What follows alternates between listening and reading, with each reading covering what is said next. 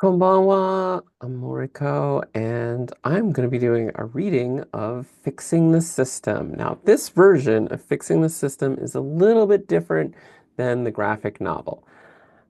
I think I've said this before, but I wrote this before I wrote the graphic novel because in writing a graphic novel, I was like, oh, I've never read a graphic novel before. But I have written plays before, and I'm much more familiar with the play format. So this is actually an older version of Fixing the System, and there are slight differences between it and the graphic novel. I'm sharing this in part because I've heard some feedback that some people find the graphic novel a hard format to digest. And I think that this will be a little more, this adds an accessibility option for folks. I hope you enjoy.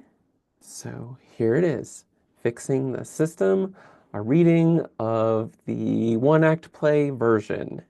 Hajime Show! The setting is an emergency exit to a high school that faces a small footpath along the building and is across from the entrance to a hiking trail through a dense forest. Ash enters following the footpath. When Ash gets to the door, they briefly pace, then look around and hide behind a tree near the entrance to the trail. Now, if you haven't been following along with the graphic novel, Ash is wearing a peekaboo shirt that's red, and they have green shorts, and they are wearing pride-colored socks, and I don't remember what color their shoes are. Yes, that is Ash. Enter Luke and Melinda, both carrying duffel bags, wearing all black. They have face masks that are on their heads, but not covering their faces. Both have headlamps. Luke motions for Melinda to stop. Luke looks up and down the trail. Luke says, I think we're clear. Okay, I think I'm ready. Luke takes out his phone, starts typing as Ash sneaks up on them. Ash says, Aha! I caught you! Melinda drops the duffel, surprised. What are you doing here, Ash? I saw Luke's discourse notification on your phone to meet you at this trail. You shouldn't be here. I shouldn't be here. I thought we were exclusive. What are you doing sneaking around with this hunk? Luke starts laughing uncontrollably.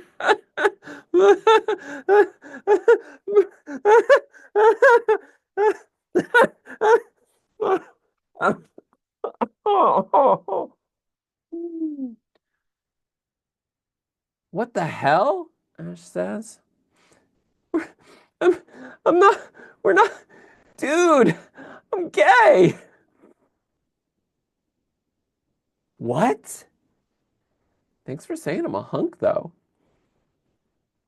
Luke's phone starts making the discourse phone ring sound. Luke answers and puts it on speaker. Toby's voice comes from the phone. What are you two doing?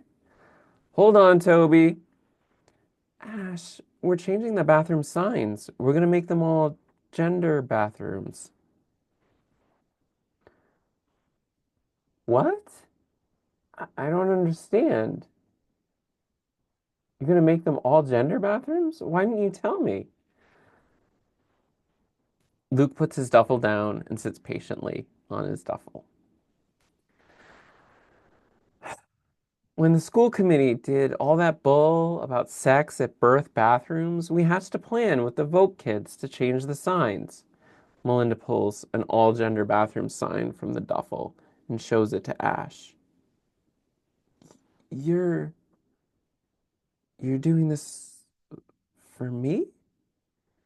Yes, in part, she replied, but for all the trans, intersex, and non-binary kids here.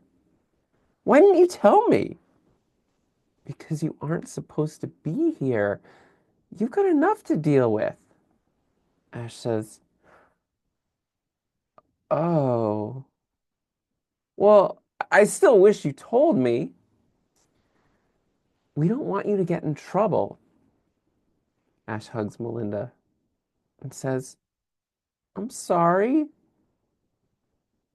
It's okay, but you should leave. I don't want you to get caught with us. Hell no. I'm not leaving the best girlfriend in the world. Melinda looks at Luke. Luke shrugs and points at his watch. Whoa, so much drama, Toby says over the phone. How did Ash get there? If they left a bike or car, we need to abort. Ash replies, I walked. Toby says, the coast is still clear. You better get going. Luke says, okay, Ash, in case I forget later, I'm not out, so please don't tell anyone.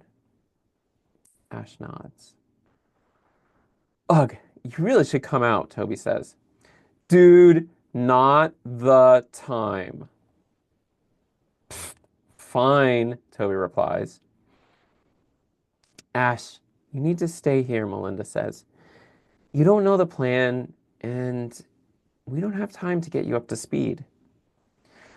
Toby says, I'll add Ash to the Discord call so we can stay connected, and I'll warn them if something happens. Ash pulls out their phone. As it starts to ring, Melinda and Luke grab their bags, lower their masks, and enter the school. Yo, what up, Ash? Toby says.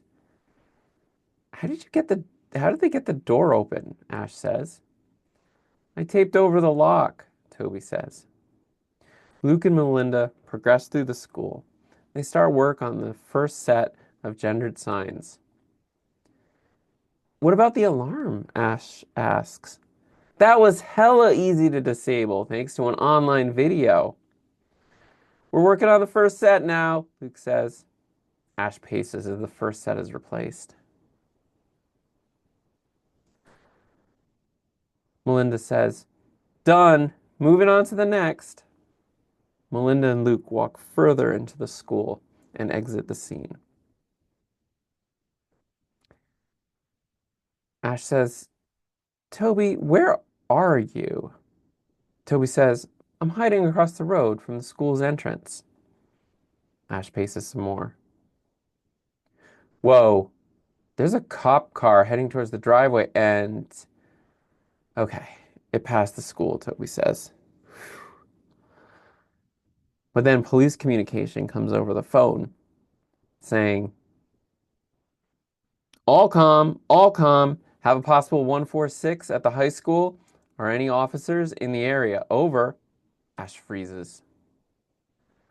O'Reilly, this is Kamani. I'm on Main, headed west, and just past it. Over. Kamani, please proceed to the school and investigate. Over. Copy that. Kamani clear. O'Reilly clear. Toby says, Abort! Abort! Ash, use the trail and get home. Luke says, Crap, we're upstairs. I'm totally down voting that video when I get home. Ash hides behind the tree again. I'm not leaving without Melinda. Melinda says, Don't be dumb. Get out of there. No way. Toby says, The car is heading in. Get out of there. Ash says, I'm muting the phone, but still here. Police lights flash. Come on, he says. I'm at the school, proceeding on foot. Over. O'Reilly replies. Copy that. Proceed with caution. Over. Kamani enters, following the footpath, cautiously investigating with a metal flashlight. When she arrives at the door, she opens it. Looking at the door, she finds the tape. Kamani into shoulder mic. East emergency exit was tampered with. Over. O'Reilly replies. Hold there. Davis, Davis, come in, over. Kamani turns off her flashlight and waits watchfully on the footpath, out of view from the door. This is Davis, over. O'Reilly says, Davis, what's your 20? I'm near the town line on Milford Street, over. O'Reilly says, please proceed to the high school, over. Copy that. Davis, clear.